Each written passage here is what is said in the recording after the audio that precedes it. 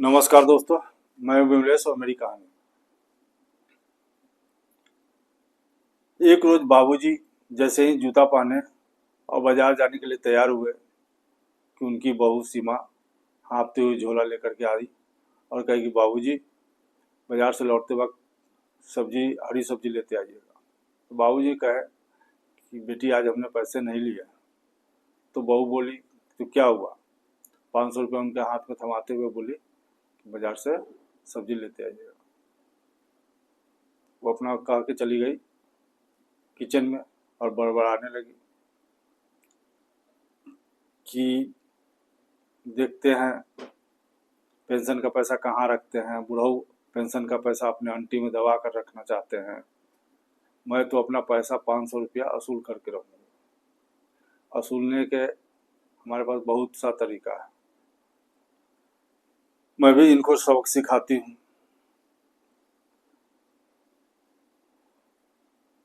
पिताजी मतलब बाबूजी बाजार से लौटे, हाँफते हुए झोला भर सब्जी ले आए और डाइनिंग टेबल पर रखा और अपने बहू से आवाज़ दिया कि बहू एक कप चाय लाओ। बहू एक कप चाय ला करके डाइनिंग टेबल पर रखती।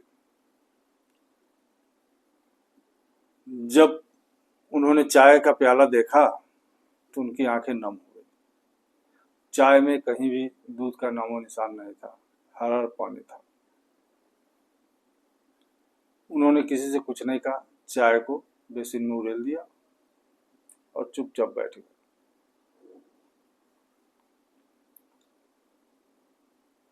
एक रोज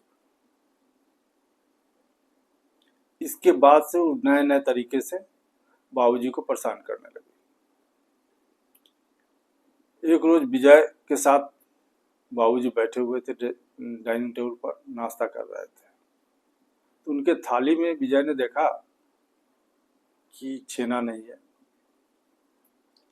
तो उसने अपने पत्नी को आवाज दिया कि सीमा, आज बाबूजी को छेना देना भूल गई क्या?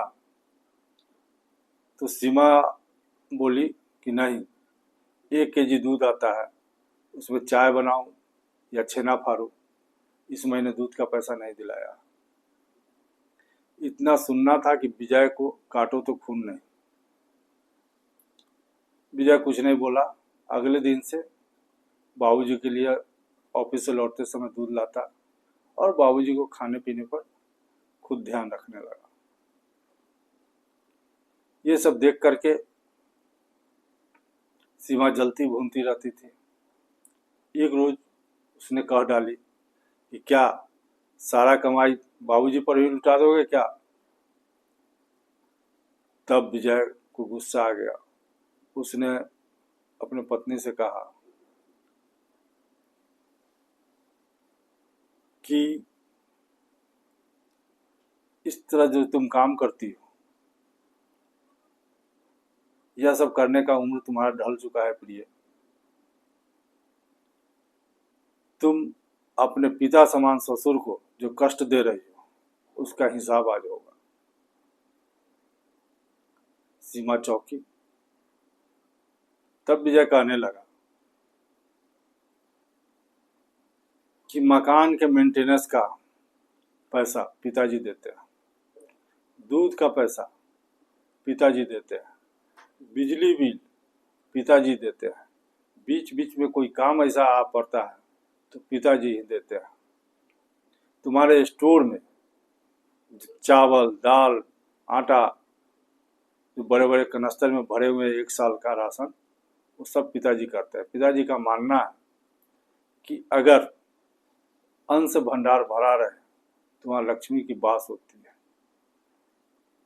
पिताजी पहले भी यही करते थे, आज भी यही कर रहे हैं। और तुमको शर्म नहीं आती है कि अपने पिता समान ससुर के साथ इस तरह का व्यवहार करती हो? 80 साल के पिताजी हमारे हैं, उनको तुम झोला थमा देती हो सब्जी लाने के लिए, और नौकर को जानबूझ करके तुम दूसरे काम में उलझाए रहती हो। हमको सब पता है, पिताजी ने सब बात हमें बता दिया। तुम ये भूल गई हो कि तुम उनके ही बेटा की पत्नी हो। इतना सुनते ही सीमा का सर शर्म से झुक गया और विजय और अपने ससुर से मतलब बाबूजी से माफ़ी मांगने लगी कि पिताजी हमें माफ़ कर दीजिए, हमसे बहुत बड़ी भूल हो गई। कहते हैं ना कि अगर बेटा लायक हो तो बहू की औकात नहीं है कि अपने सास ससुर को दुख दे और वृद्धा आश्रम में रहने के लिए मजबूर होना पड़े। नालायक बहू नहीं होती है, नालायक बेटा होता है। आज 60% बुजुर्ग का यही हाल है कि उसके नालायक बेटा के चलते आज वृद्धाश्रम का चलन बढ़ते जा रहा है। नमस्कार दोस्तों, कहानी छोटी सी थी, अगर अच्छी लगी हो तो लाइक और सब्सक्राइब जरूर कीजिएगा। कहते हैं ना, करो कुछ ऐसा कि दुनिया करना चाहे तुम्हारे जैसा। नमस्कार।